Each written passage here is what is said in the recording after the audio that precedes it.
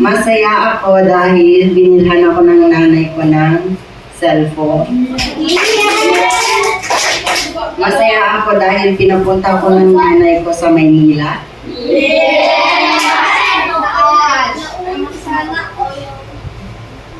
Malungkot ako dahil namatay ang tatay ko dahil sa sakit.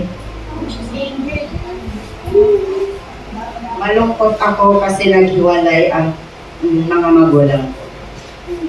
I thank you.